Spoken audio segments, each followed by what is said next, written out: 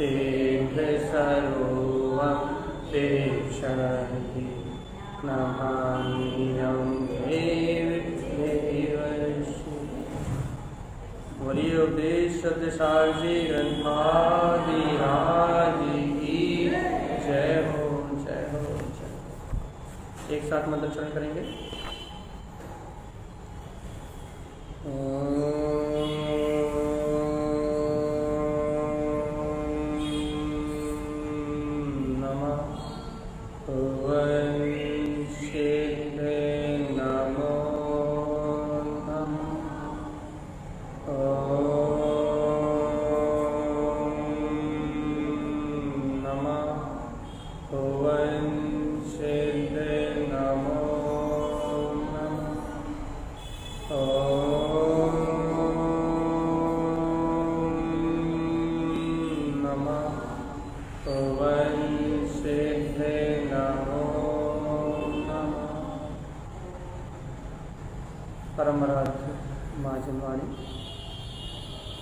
सद्गुरुवर श्रीमद् तारण स्वामी और सर्वज्ञ जनेन परमात्मा की अमृतमय ज्ञानमय रस्ता यह श्री उपदेश सार ग्रंथराज जी, जहाँ श्रीमद् तारण स्वामी बहुत सरलता से हमें अपने मुक्ति का मार्ग बता रहे हैं भैया कि वास्तव में मुक्ति का मार्ग क्या है, वास्तव में यथार्थ में मोक्ष का मार्ग क्या है, इस मार्ग को बता रहे हैं।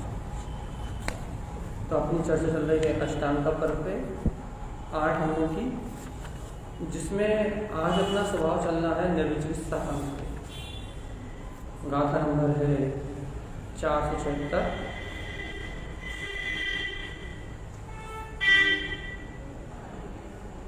चलिए थोड़ा सा रिवीजन। सबसे पहले आचार्य श्रीमद् तारण स्वामी ने निकांक्षित अंग कहा था,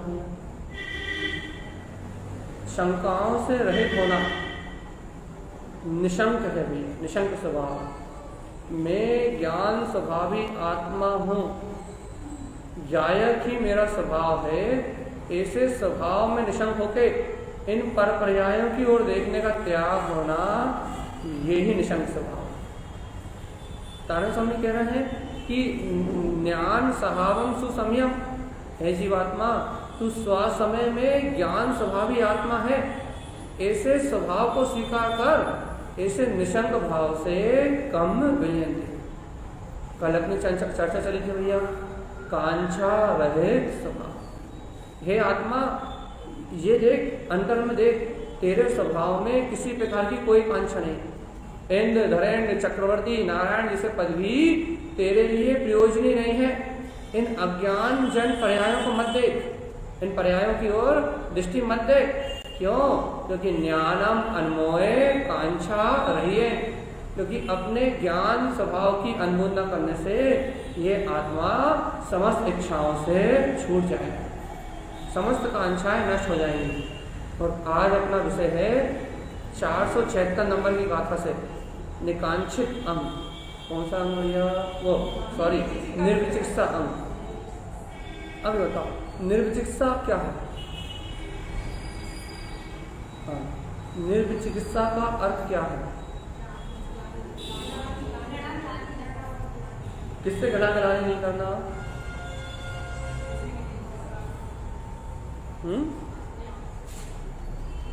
निर्विचिकित्सा अंग का मतलब जुगुप्सा भाव का अभाव, गिलानी का अभाव। अर्थात जुगुप्सा भाव का अभाव, गिलानी भाव का अभाव। तो किससे गिलानी नहीं होना? ये भी तो पता हो किससे नहीं होना। हाँ,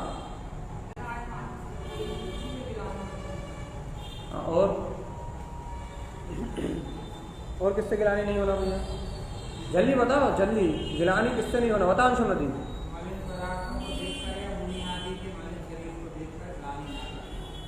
चल, बहुत अच्छे। और बोलो, किससे मलिनता नहीं होना? किससे गिलानी नहीं होना? बहुत बढ़िया, उम्मीद से अच्छा जवाब। और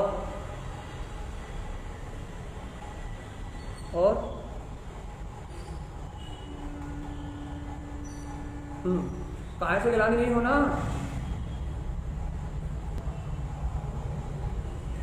पहले देखो विधिम, देखो तारण समय क्या है, विधि संसार स्वभाव, घृणा संसार का स्वभाव है। ये संसारी जीव घृणा करते हैं। अब देखो बहुत अच्छा विषय ले रहे हैं हम आप, अभी आप सुनते जाओ, देखो बहुत गूढ़ रहस्य खुल रहा है। विधि संसार स्वभाव, घृणा किसका स्वभाव है भैया? इस संसार का स्वभाव घृणा है। ये संसार घृणा से भरा हुआ है। किसके प्रति घृणा से भरा हुआ है ये देखना अपने को, कि ये संसार काय से घृणा करता है। संसार काय से घृणा करता है? बस ये तो अपने पता है ना कि देखो, एक अपन पहले व्यवहार से चलते हैं, फिर निश्चय की ओर चलते हैं। व्यवहार में भैया अपन घृणा काय से करते हैं?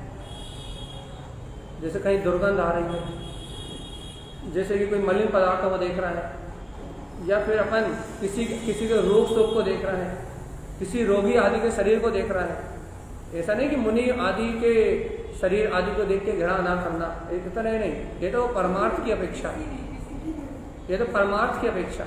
किसी भी मलिन आदि वस्तुओं को देख के आपके मन में यदि घृणा का परिणाम आ रहा है, तो ये घृणा किसका स्वभाव है? संसार का स्वभाव। धर्मात्मा को देख के आ रहा है तो फिर तो बहुत निकृष्ट परिणति है। लेकिन यहाँ आचार्य परमात्मा क्या कह रहे हैं कि विधिम संसार स्वभाव, तो वो प्राणी मात्र के लिए कह रहा है कि इस संसार में जितने भी प्राणी हैं उनका स्वभाव घृणा में है। घृणा उनका स्वभाव में बसी हुई। तो ये संसारी जीव काय से घृणा करते हैं? सिर्फ मोक्ष मार्गियों की बात नहीं चल रही, संसारी जीव काय से घृणा करते हैं? काय से घृणा करते हैं? मुझे तो ऐसा लगता है कि सारे संसारी जीव अपनी आत्मा से घृणा करते हैं और किसी घृणा ही नहीं करते।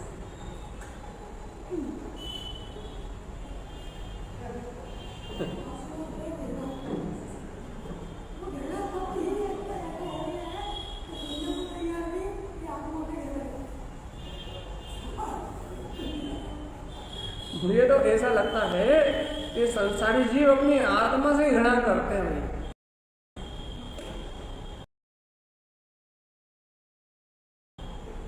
सिर्फ इन्हें गिलानी होती सिर्फ अपनी आत्मा से, और किसी से गिलानी नहीं होती। अब देखो धीरे धीरे चर्चा निकल रही, और ये संसारी जीव घृणा करता है भैया। घृणा संसारी जीव का स्वभाव है। और वही किस चीज से घृणा करता है भैया? वो पुद्गल द्रव्य की बदलती अवस्थाओं से घृणा करता है। मल मूत्र पुद्गल की पर्याय तो है, दुर्गंध सुगंध पुद्गल की पर्याय तो है।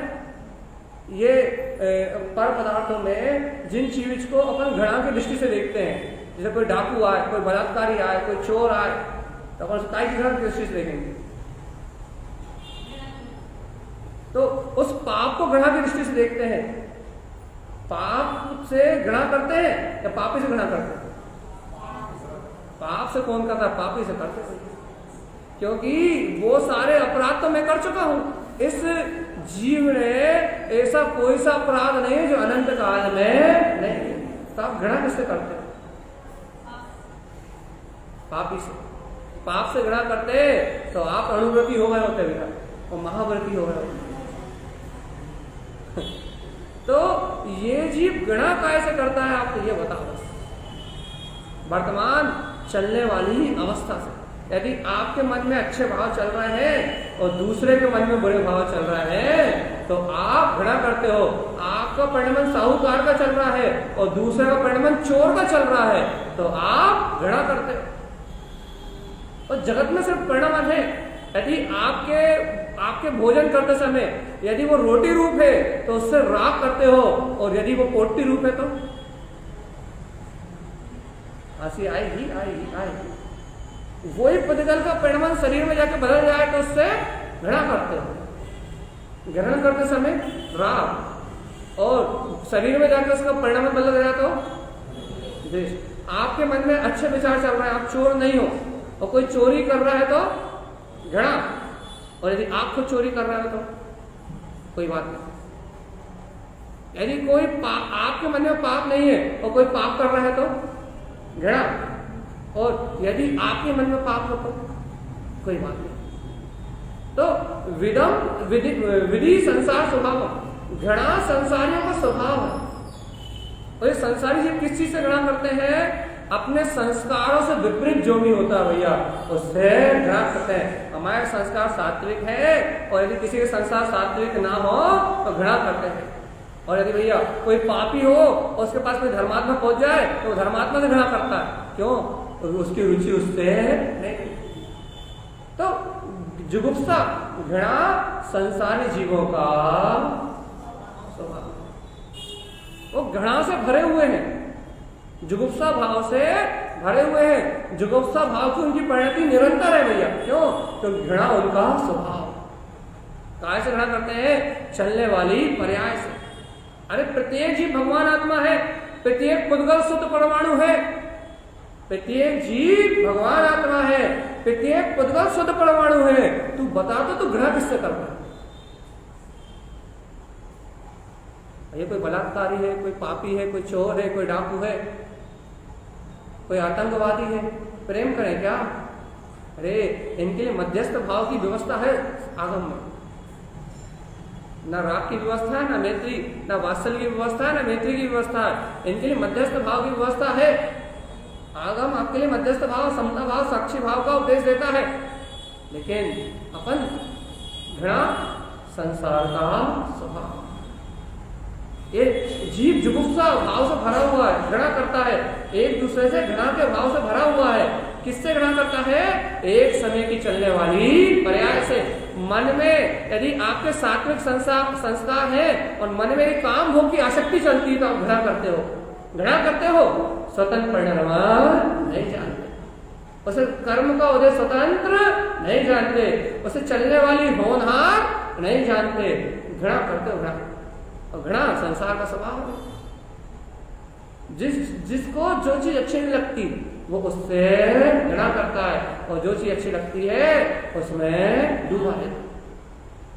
ये राग और द्वेष, ये जीवन के दो पहलू हैं संसार के जीवन के, और इसके साथ ही जीव जी रहा है। इसलिए इन संसारी जीवों का स्वभाव कैसा है भैया? विधि संसार स्वभाव, घृणा ही इन संसारी जीवों का स्वभाव। बता भैया, अपन घृणा करते कि नहीं करते? भैया हम तो ऐसी चर्चा करते हैं, हम तो सीधी बात ऐसी कहते हैं कि ये सारे संसारी जीव अपनी आत्मा से घृणा करते हैं।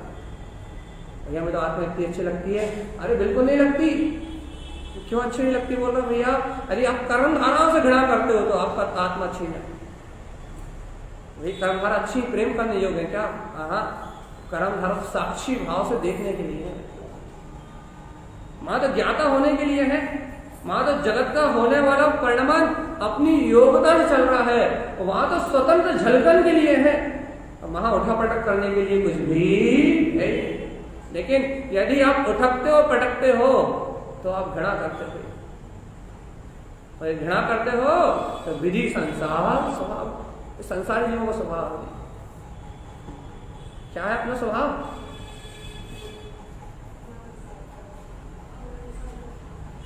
जल्दी बोलो, जल्दी आगे। गाथाएं 3 है भैया, विधि विधि नहीं 2 ही है, 2 गाथाएं, दोनों गाथाएं अत्यंत गुण है। तारा स्वामी की गाथाओं का अर्थ सुनना है आपको कि नहीं सुनना? ओरिजिनल विचिकित्सा का स्वरूप समझना कि नहीं समझना? कहानी सुना दे एक आध, नहीं तो निर्विचिकित्सा की कहानी सुना दो, पूरी कर दो चर्चा। नहीं करें जल्दी बताओ कि तारण स्वामी कह रहे हैं विधि संसार स्वभाव, घृणा मात्र संसारी जीव का स्वभाव है। तो हमारा स्वभाव क्या है?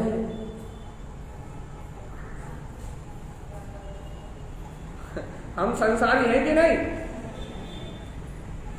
हमें गिलानी हो रही कि नहीं हो रही? और सुबह से लेकर शाम तक के लिए सोना काय से गिलानी हो रही है, जरा सी दुर्गंध भी आ जाए तो सहन नहीं, अपने कपड़े की थोड़ी सी बदबू भी सहन नहीं। कपड़े धोना अलग बात है, लेकिन कपड़े को देख के, दुर्गंध को देख के और परिणाम खराब हो जाना ये अलग बात है, उससे घृणा हो जाना अलग बात है। कर्म धाराओं में नहीं जुड़ना अलग बात है, लेकिन कर्म धाराओं से घृणा करके भागना वो अलग बात है।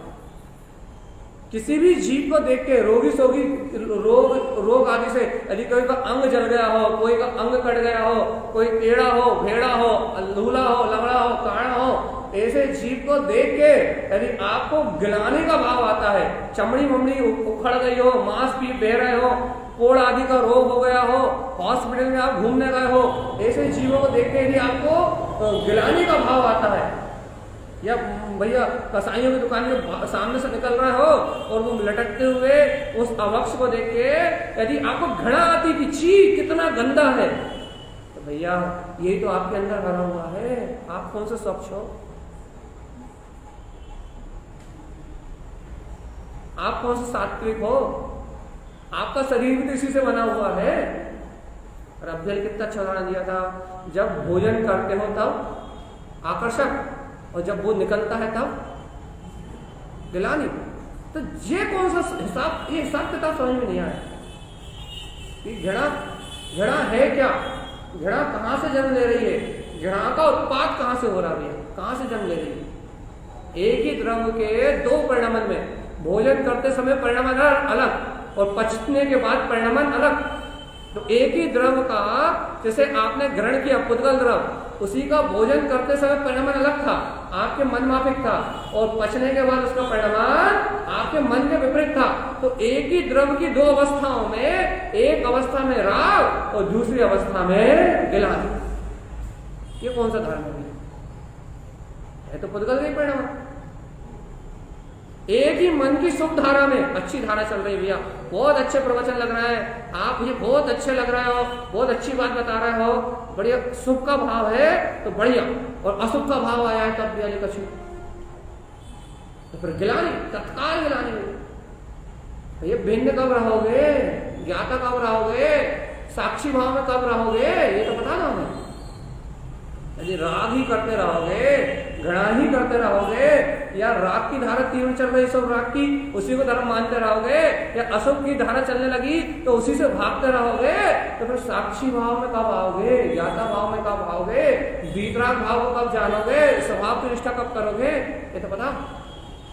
अच्छा एक बात बताओ, यदि अभी अली इस समय कौन से कोई आतंकवादी का नाम चल रहा है क्या? यदि वो आतंकी यहाँ आ जाए और आपके बीच में आके बैठ जाए, यदि कोई क्रिमिनल, इसका नाम अभी फेमस चल रहा, और वो यदि आप यहाँ आके बैठ जाए तो आप क्या करोगे? हाँ? उठ के भाग जाओ, घृणा करोगे कि नहीं करोगे? उसके प्रति घृणा की भावना आएगी कि नहीं आएगी? मन पूरा कुंठित हो जाएगा कि नहीं हो जाएगा? ये स्मरण आएगा कि पापी, उंगली माल जैसे डाकू, अंजन चोर जैसे चोर, बलात्कारी जैसे कौन से मुनि चलाती हो, कौन से अभी फिल्मों में नाम याद नहीं बता पाएंगे हम, वो ऐसे बलात्कारी, वो ऐसे हत्यारे, वो आए मुनि बन गए, उसी भाव से मोक्ष चलेगा। और क्या ये एक जिसने पाप किया है, ये वो आत्मा नहीं हो सकता क्या जिसका सम्यक का काल आ गया हो और भगवान की वाणी सुनने आ गया? हो सकता है कि नहीं हो सकता? तो उसे देख के अपने मन में गिलानी क्यों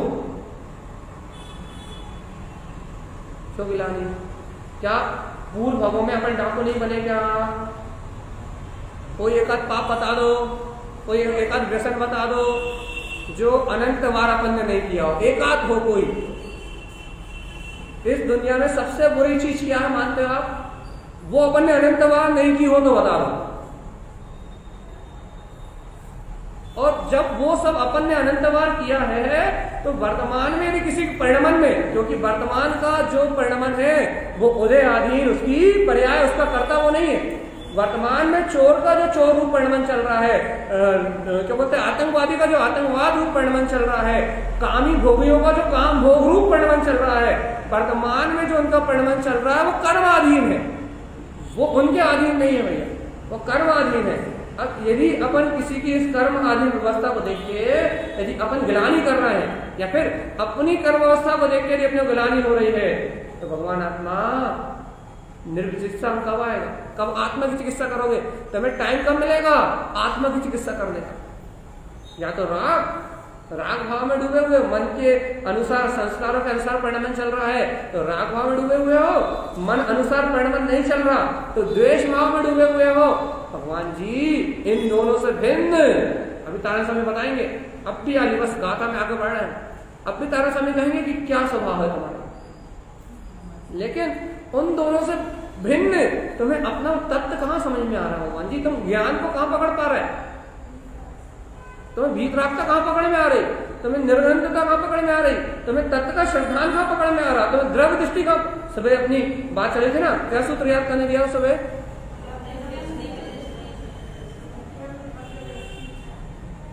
याद है कि नहीं आया सबको? द्रव्यम द्रव्य दृष्टि चा, भूले तो नहीं? याद रहा कि नहीं रहा? द्रव्य में कारण शुद्ध पर्याय दिखे, द्रव्य में द्रव्यमान पना दिखे, द्रव्य में द्रव भाषित हो, द्रव्य में चलने वाली विकार पर्याय भाषित ना हो, इसका नाम द्रव्यम द्रव्य दृष्टिचा। आपको याद रहा कि नहीं रहा कि भैया हमें तो द्रव्य के उस निर्दोष स्वभाव को देखना। अब बताओ, यदि उस जीव में अपन दोष देख रहे हैं तो अपने में को जो निगोल में सोई मुझ में सोई मोक्ष कहा। द्रव्यम द्रव्य दृष्टि से कहां दिख रही, वो द्रव्य कहां दिखाई दे रहा? ये मेरे समान भगवान आत्मा है और ये ना डाकू है, ना चोर है, ना बलात्कारी है, ना महात्मा है, ना संत है, तो फिर है कौन? ये द्रव्यम द्रव्य दृष्टि, ये तो दिव्य स्वभाव का धारी, जैसा मैं हूं वैसा ही है, इसके में और मेरे स्वभाव में कोई अंतर नहीं है। पर्याय भिन्न भिन्न है, पर्याय में मेरे कर्म का उदय शुभ रूप है और पर्याय में इसके कर्म का उदय अशुभ रूप है। अशुभ और शुभ दोनों पर्याय कर्म के उदय हैं, लेकिन मेरा तो इससे कोई संबंध नहीं। द्रव्यम दिव्य दृष्टिचा आए कि नहीं आए याद? दिन में कितने बार याद आई बताओ तो जरा, 2-4 बार याद आई कि नहीं वकील साहब? नहीं आई? नोटम नोट दृष्टिचा,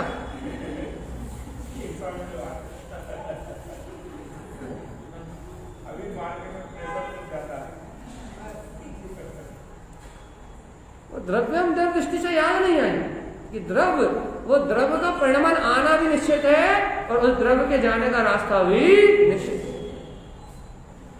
और जब तक वो द्रव्यम द्रव्य दृष्टि याद नहीं है आपको, वो द्रव्य स्वभाव की दृष्टि याद नहीं आई, तब तक गिलानी 3 काल में आपके अंदर में जाने वाली नहीं है भैया। और तारण स्वामी कह रहे हैं विधि संसार स्वभाव, जब तक घड़ा है तब तक संसार। याद रखना, जब तक गिलानी है, जब तक घड़ा है तब तक संसार है, और जुगुप्सा भाव का अंत हुआ, घड़ा भाव का अंत हुआ और मुक्ति सीधी नाचती हुई आत्मा के सामने खड़ी हो जाए।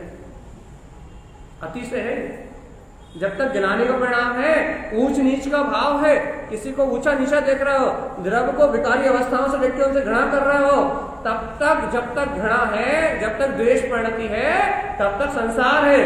और जहां घृणा अंतर से गई और वहां निर्मल ममल वितरा भाव प्रकट हो जाएगा, द्रव्य स्वभाव दृष्टि में आ जाएगा और बोध हो जाएगा कि अरे चलने वाली अच्छी बुरी पर्यायों से मेरी चेतना का कोई संबंध है नहीं। मन अज्ञान में उलझता है, ज्ञान अज्ञान में नहीं उलझता। देखो भैया, लोगों को कहां संतुष्टि है? देखो हम बहुत सूक्ष्म बात कह रहे हैं, सावधानी सुनो, बहुत सूक्ष्म बात। लोगों को कहां संतुष्टि है? हमारे अच्छे परिणाम चल रहे हैं और हम आत्मा की चर्चा सुन रहे हैं, यहां संतुष्टि है, यहां संतुष्टि है, वहां शुद्ध की प्रतीति नहीं है, ये लिख लो आज ही। या फिर उसमें अशुभ धारा चलने लगे तो फिर भी जीव उठने का पुरुषार्थ करता है, अरे कहां फंस गए, कहां अटक गए, कहां उलझ रहे हैं। यदि कोई ऊंचे नीचे परिणाम आते हैं तो जीव फिर भी बचने का प्रयास करता है, लेकिन सुख में तो बेहोश होके और डूब जाता, मां से निकलने का भी प्रयास नहीं है।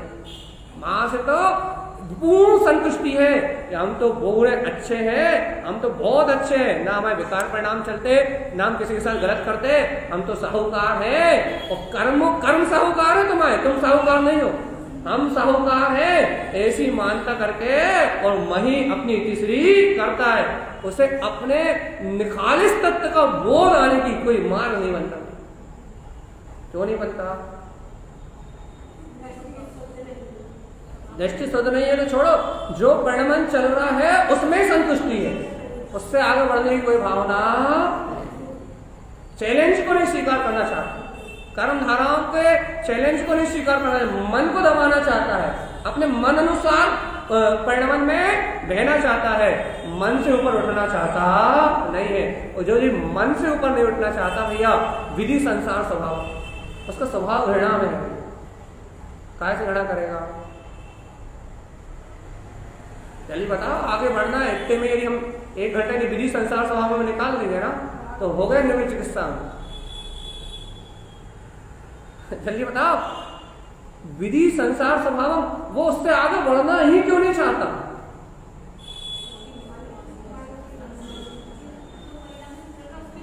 बस क्योंकि वो अपनी कर्म धारा में संतुष्ट है, उसे उस कर्म धारा से निकलने का कोई भाव है नहीं। परिणमन से डरता है कि हमारा परिणमन ना बिगड़ जाए, हमारे परिणाम ना बिगड़ जाए। वो परिणमन और परिणाम की संभाल तो करता है, लेकिन त्रिकाली को मुख्य बना के नहीं करता, त्रिकाली को श्रेष्ठ करके नहीं करता। और एक त्रिकाली को श्रेष्ठ करता तो फिर तो साक्षी भाव प्रकट हो जाता, फिर मन में द्वंद्व नहीं होते, फिर एक निर्णय होता और निश्चिंत होता। दो चल रहे हैं मतलब निष्ठा नहीं, कमजोरी है, परमार्थ की गहराई में नहीं उतरा। देखो हम आगे तो बढ़ना ही पड़ेगा, क्योंकि घड़ी बहुत तेजी चल रही है, तो आगे बढ़ना पड़ेगा। विधि संसार स्वभावम, देखो देखो जाने की बात, विदम ना पिक्षे, अब मिला लो यदि लक्षण मिला सकते हो, विदम ना पिक्षे परिणाम वीर्यंती। और तारण स्वामी कह रहे सुनो, जिस समय तुम गिलानी को नहीं पहचानोगे उसी समय घृणा के परिणाम, बीचिकित्सा के परिणाम बिला जाएंगे। क्यों? तो गिलानी नहीं करोगे तो साक्षी भाव होगा, या तो राग भाव होगा तो उसमें संतुष्टि होगी, तो संसार में डूबे ही हो, या तो देश भाव घृणा का भाव होगा तो भी उसमें डूबे हुए हो। और यदि तारण स्वामी कह रहे हैं विदम न पिछे, यदि उस गिलानी को नहीं देख रहा है तो क्या हो रहा भैया? परिणाम विलयंती, यदि उस गिलानी के परिणाम को नहीं देख रहा है, उस मलिन पर्याय में भी शुद्ध द्रव झलक रहा है, तो विदम न पिछे परिणाम विलयंती, घृणा के सारे परिणाम अपने आप ही बिला जाएंगे। आप गिलानी को नहीं देखोगे और आपके परिणाम बिला जाएंगे। कोई डाकू आके बैठ जाए, आप उस डाकू के पर्याय को नहीं देखोगे, उससे घृणा नहीं करोगे, उसका न्याय के अनुसार हो रहा है, उसके कर्म के अनुसार उसका न्याय हो रहा है भैया, लेकिन उसके प्रति घृणा का भाव नहीं आएगा, ऐसा भाव नहीं आएगा गोली मार दो हटाओ वाला, ऐसा भाव नहीं आएगा। क्यों नहीं आएगा? क्योंकि ये उसकी वर्तमान पर्याय धारा है, लेकिन वो जीव तो जीव है भाई, और जीव है तो उससे मित्रता मत करो, ये बात तो न्याय है भैया। उससे भैया उसके ऊपर करना मत करो, ये भी न्याय है भैया, लेकिन उससे साक्षी भाव तो। और यदि साक्षी भाव से अलग हटे तो राग देश हुए बिना नहीं रहा, और राग देश हुआ तो विधि संसार। क्या रखना भैया? विधि चिकित्सा मतलब आत्मा की हत्या, राग देश परिणाम से आत्मा का घात, विधि चिकित्सा मतलब आत्मा का तिरस्कार, आत्मा से गिलानी, आत्मा की हिंसा। और निर्विल चिकित्सा मतलब राग देश से रहित मेरा स्वभाव, अपनी आत्मा को गिलानी से मुक्त करना, ये निर्विल चिकित्सा है भैया। आत्मा की चिकित्सा करो, परिणाम संभालते संभालते जीवन निकल जाए तुम्हारा।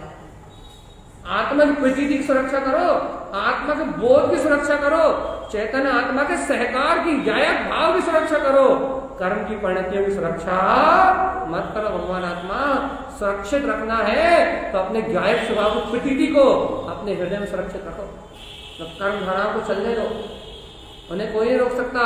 और तारण स्वामी क्या कह रहे हैं कि परिणमन जैसा होना होगा, तुम कितना ही प्रयास कर लो, इसलिए हम डंकी चोट पे कहते हैं कि ऐसा होगा ही, क्योंकि जो पर्याय आनी है वो निश्चित है।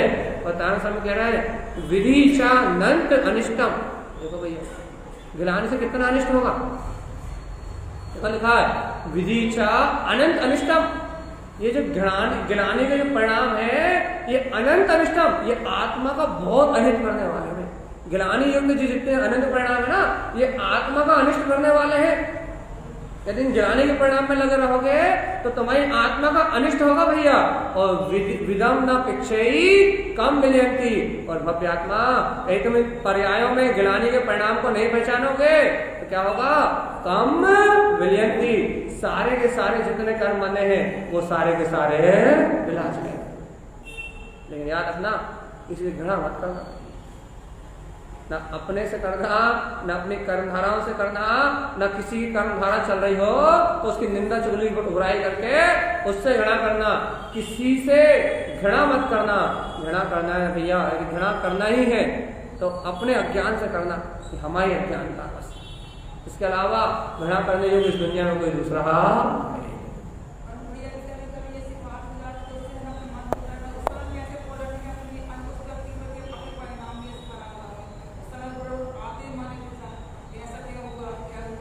इसीलिए तो तारण स्वामी या फिर नेत्री भाव जगत में मेरा सब जीवों से नेत्र रहे, दीन दुखी जीवों पर मेरे पुर से करुणा स्रोत बहे।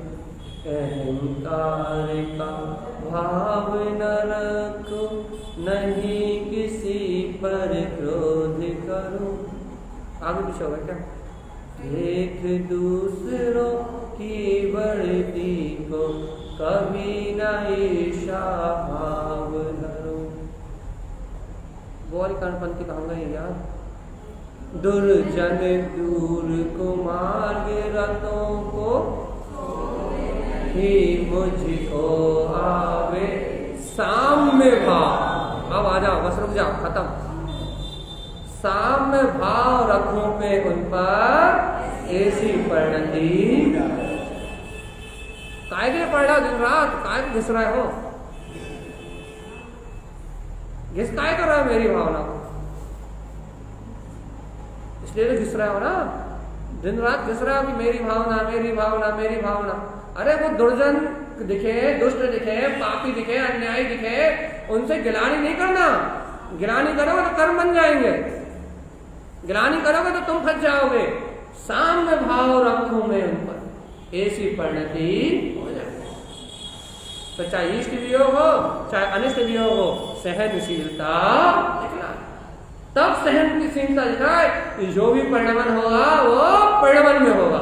अपन तो मान जाता है।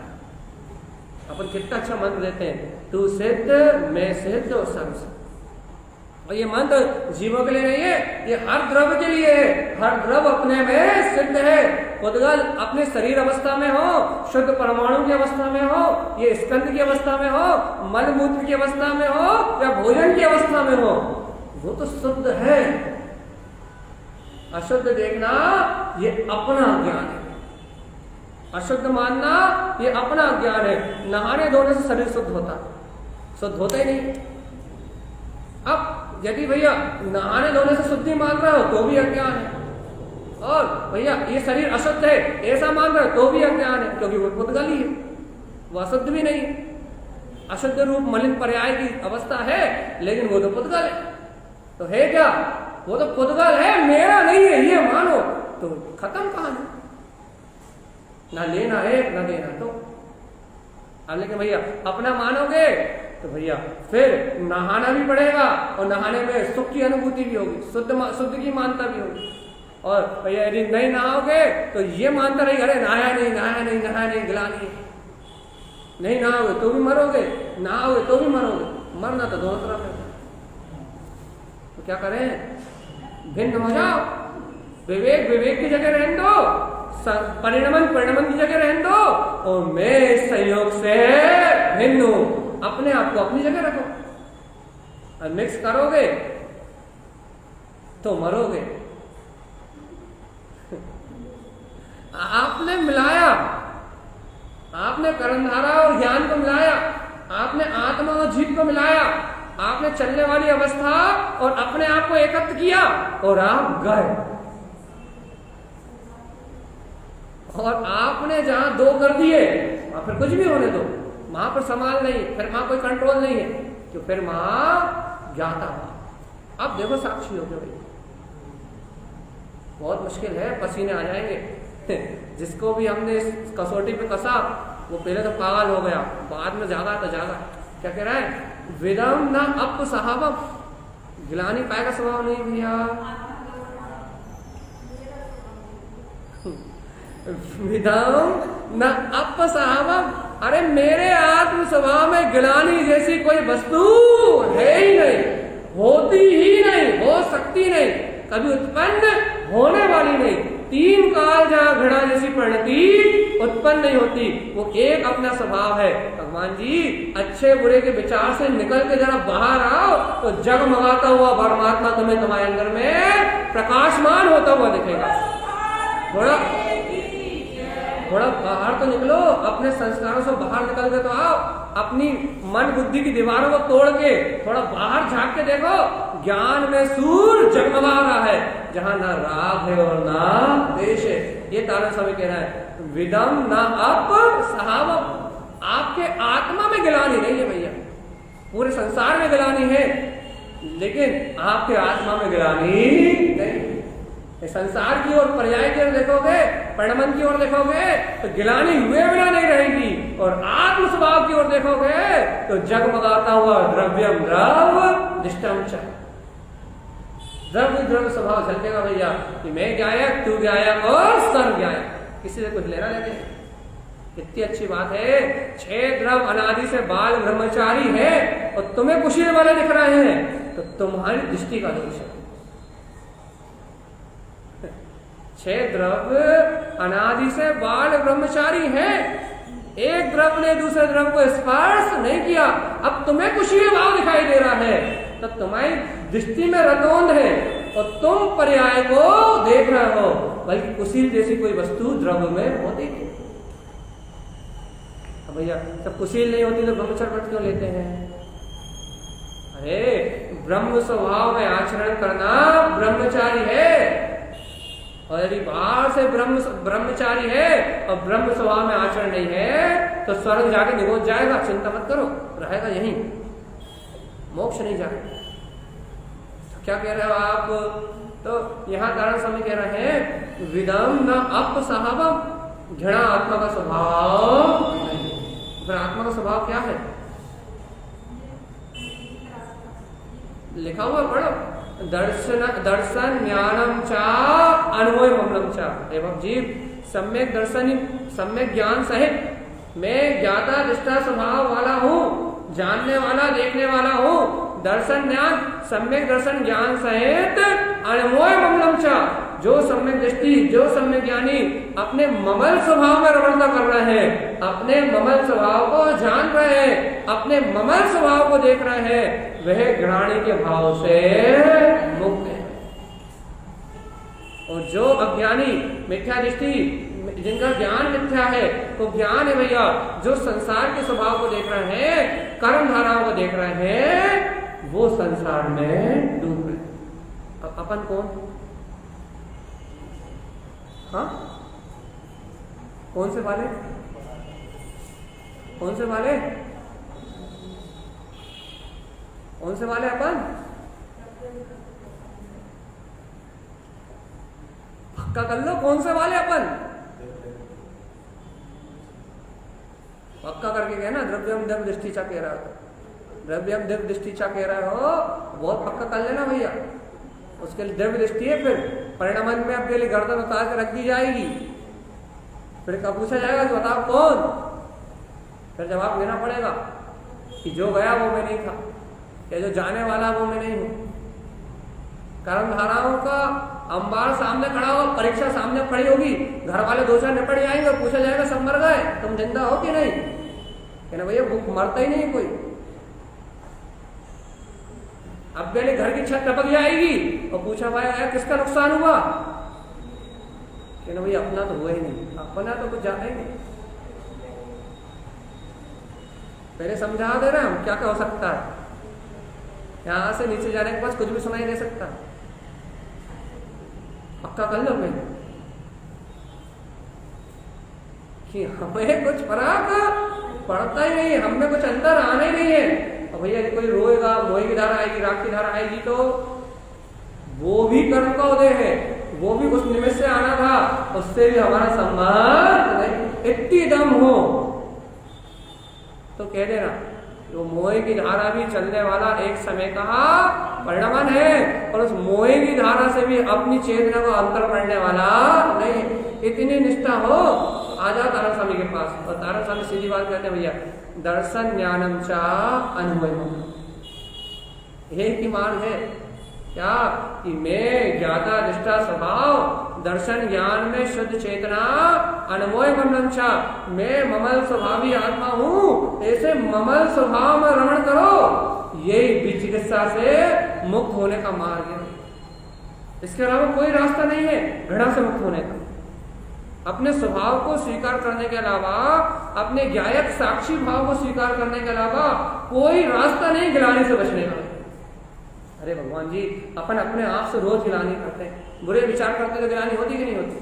और कौन से बुरे विचार? देखो भैया, अब बुरे विचारों की भी एक अपनी खुद की सोच है। कौन से बुरे विचार? घर गृहस्थी में राग के परिणाम चल रहे हैं तो बुरे विचार नहीं, क्योंकि वो तो अच्छे लगते हैं। पुत्र के प्रति मोह के भाव चल रहे हैं तो बुरे विचार नहीं, वो भी वो अपनी थिंकिंग है भैया। और यदि वो ही किसी और के प्रति आ जाए कुछ भाव तो फिर अब ये बुरे हो गए। तो अभी तक अच्छे थे क्या? तो अब से पहले तक अच्छे थे क्या?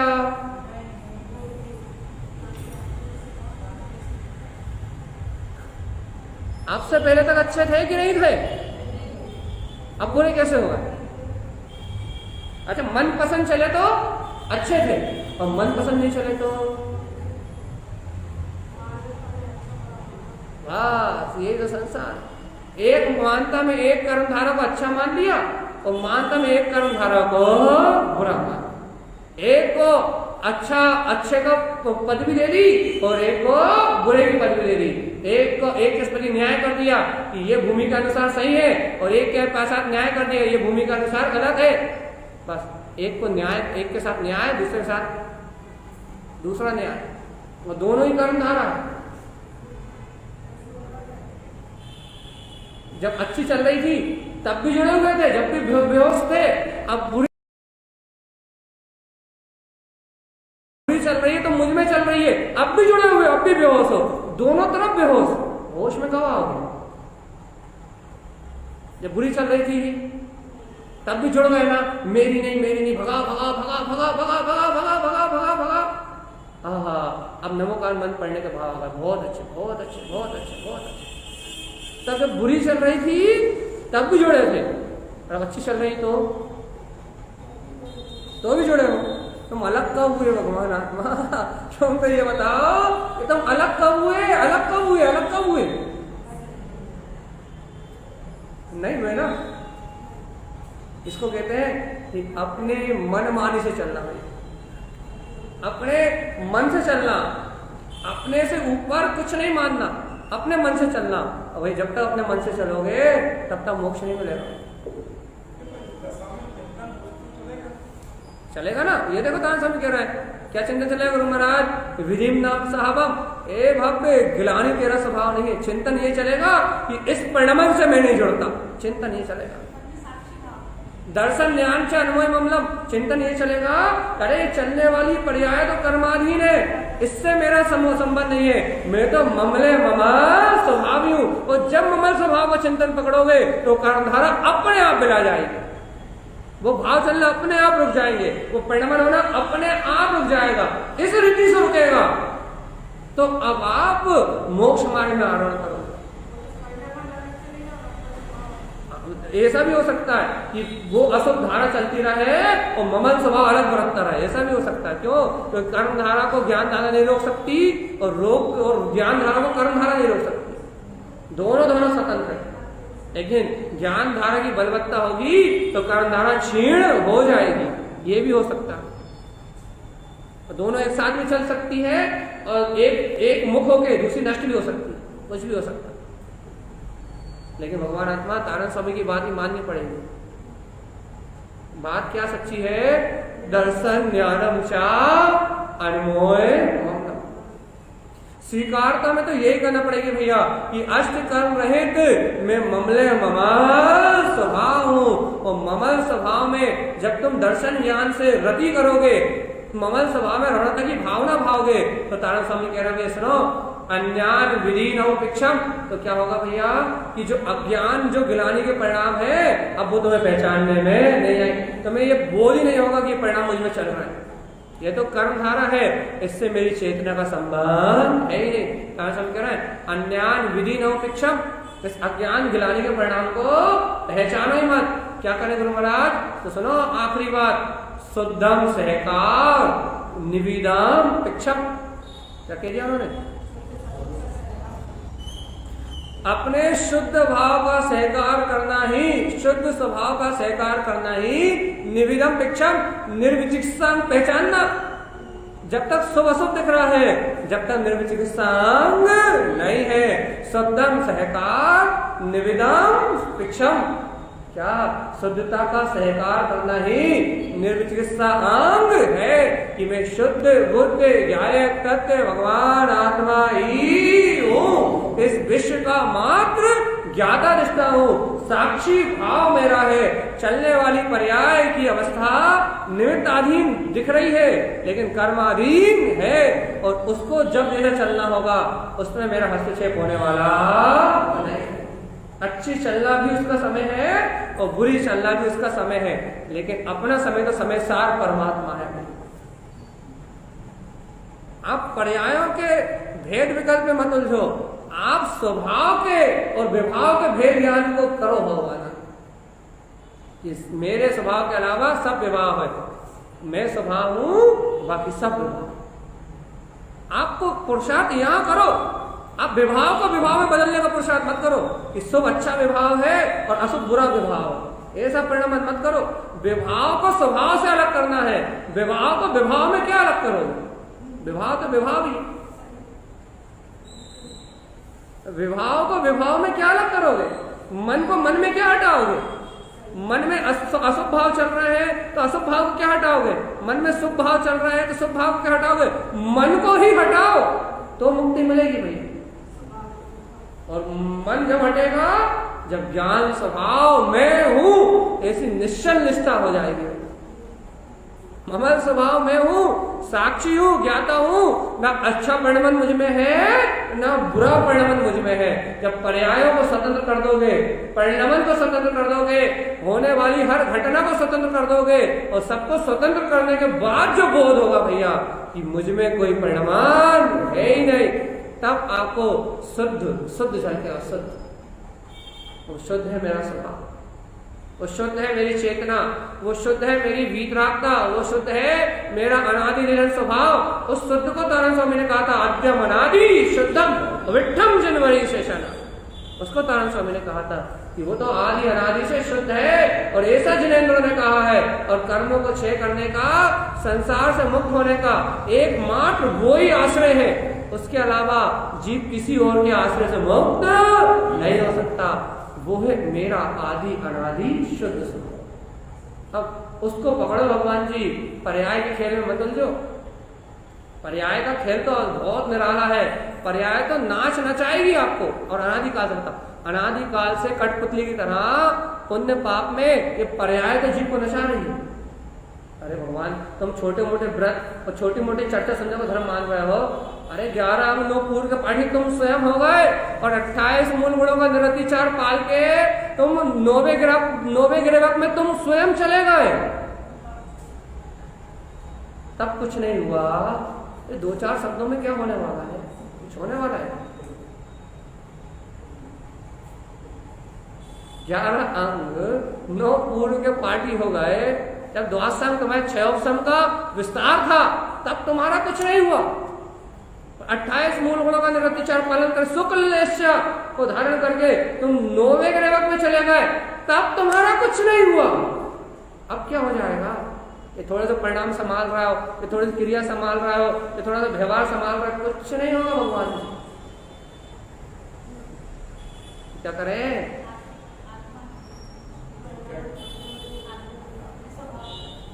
इस परीक्षा में सब फेल है, चाहे आप हो या कोई भी हो।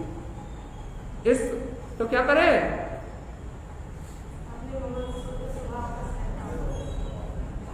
एक निष्ठा, एक आवाज, एक पुकार हृदय से आए भैया कि नहीं, वो आद्यम अनादि शुद्धम, कि वो शाश्वत शुद्ध विक्रांत का मेरा स्वभाव है। और मुझे उसकी निष्ठा हो गई भैया कि मेरी दृष्टि, मेरा आत्मबल, मेरी शक्ति वो मेरा त्रिकाली स्वभाव है। मेरी शक्ति चलने वाला परिणाम नहीं है, क्योंकि इस परिणाम का विश्वास मत करना। अब भी देखते देखते तुम्हारे भाव बदल जाएंगे, मेरी गारंटी है। जरा से निमित्त बदलाएगा, जरा से सहयोग बदलाएंगे, तुम्हारे भाव बदल जाएंगे। वही निमित्त तुम्हारे लिए दूसरे भाव प्रेषित करने लगेगा, तुम्हारे भाव बदल जाएंगे। तुम्हारे भाव बदलने में देर नहीं लगेगी। क्यों? क्योंकि भाव कर्माधीन है। अब भी सब के अशुभ हो जाएंगे, लेकिन दृष्टि नहीं बदलती चेतना। भाव तो हम जरा में बदल देंगे, लेकिन दृष्टि नहीं बदलती। और ये परीक्षा है भाई, भाव बदलते जाए और दृष्टि पर्याय बदलती जाए, परिणाम बदलता जाए, क्रियाएं बदलती जाए, होने वाला अनंत परिणाम निकलता जाए। लेकिन जीव की निष्ठा, मैं ज्ञायक स्वरूपी परमात्मा ही हूं, जीव की निष्ठा न बदले, इसका नाम साधन, इसका नाम श्रद्धा। और एक बार यदि किसी ने ऐसे दृढ़ श्रद्धा कर ली तो 3 काल में उसका कोई कुछ बिगाड़ सकता नहीं। चाहे वो नर्क में चला जाए तो उसका कुछ नहीं बिगड़ता नहीं, उसका कुछ। अभिप्राय में आत्मा का जन्म हो गया है, और जिसके अभिप्राय में आत्मा का जन्म हो गया है, जिसकी श्रद्धा में आत्मा आ गया है, 3 काल में कोई कर्म उसका बाल विवाह का नहीं। अरे चांडाल भी हो तो देवता उसकी पूजा करते हैं। चांडाल भी, चांडाल का पुत्र हो, बलात्कारी हो, कामी हो, भोगी हो, व्यसनी हो, डाकू हो, कोई भी हो, देवताओं द्वारा पूज्य है। एक बार उस श्रद्धांत को प्रकार। इसलिए हम कहते हैं हम कर्म धाराओं की गिनती नहीं करते, हम सिर्फ तत्व की स्वीकारता कितनी करी, आत्मा की रुचि कितनी जगी, इतनी की गिनती है। 24 घंटे में एक बार भी सच्चे हृदय से स्वभाव के प्रति प्रीति उछलती है, स्वभाव का बहुमान उछलता है, उसको गिनते हैं। 24 घंटे तुमने क्या किया उसकी कोई गिनती नहीं। एकदम प्योर 100% चाहिए भैया। आपके पास वैसा विश्वास है कि नहीं? आपके पास वैसी श्रद्धा है कि नहीं? आपके पास वैसा ज्वर है कि नहीं? यदि है तो फिर तारण स्वामी की ग्रंथ है, आनंद बना, ज्ञान का मार्ग है, गुरुओं की वाणी है, तीर्थंकर की दिव्य ध्वनि है। सिर्फ इसलिए ये क्रियाओं का मार्ग नहीं, ज्ञान का मार्ग है। और ज्ञान का मार्ग ज्ञान के आश्रय चलता है। और ज्ञान में मात्र मैं आत्मा हूं, इस सत्य को स्वीकार करो और ज्ञानी ज्ञान मार्ग से आगे बढ़ो। और याद रखना, ज्ञान मार्ग में आगे बढ़ोगे चुनौती आएगी। याद रखना, यदि ज्ञान मार्ग से कोई सच्चा श्रद्धानी ज्ञान मार्ग से आगे बढ़ रहा है, यदि मन के मार्ग से आगे बढ़ रहा तो कोई परीक्षा नहीं होगी। परीक्षा मात्र ज्ञानियों की होती है। याद रखना, जो शुद्ध संयमी होगा उसकी परीक्षा होगी, जो शुद्ध श्रद्धानी होगा उसकी परीक्षा होगी, जो शुद्ध ज्ञान मार्ग से चलेगा उसकी परीक्षा होगी। परीक्षा वो ही देगा जो सही मार्ग से चलेगा, और जो सही मार्ग से नहीं चलेगा पंचम काल में उसकी परीक्षा नहीं होगी, बल्कि उसकी तो जय जयकार होगी। निगोद जाने की व्यवस्था करनी है कि नहीं?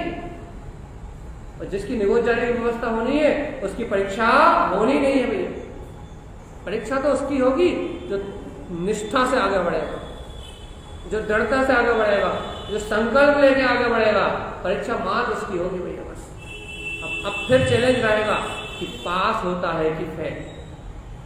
भाई ऐसा नहीं है कि एक बार में पास हो जाए, फेल भी होगा, गिरेगा भी, लेकिन गिरने के बाद जो थमेगा नहीं वो मोक्ष चला जाएगा।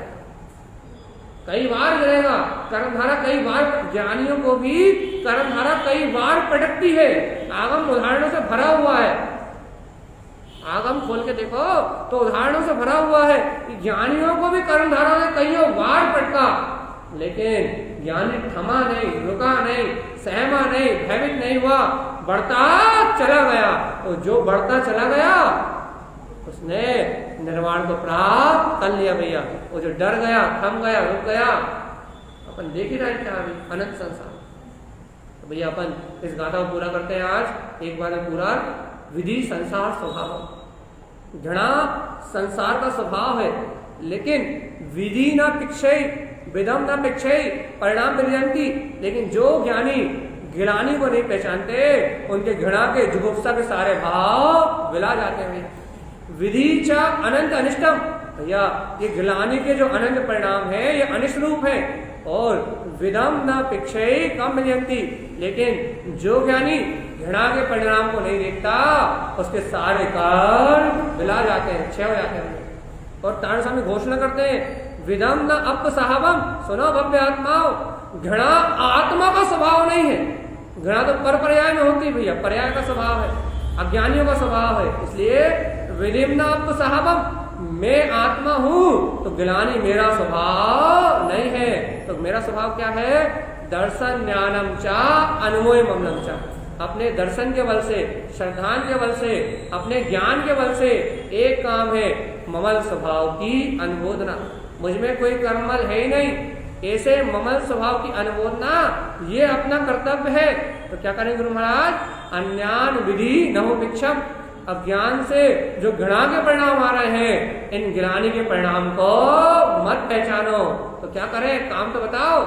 अरे ज्ञायक स्वभाव का तो एक ही काम है, ज्ञानी का तो एक ही काम है, ज्ञाता क्या? शुद्धम सहकार निविदम पिक्षय, अपने अंतर में अपने शुद्ध स्वभाव का सहकार करो, इसका नाम निर्विचिकित्सा है। इससे तुम्हारी मुक्ति हो जाएगी। तो बताओ ये बात स्वीकार है कि नहीं? कभी कभी कहते करो गुरुदेव के वचन,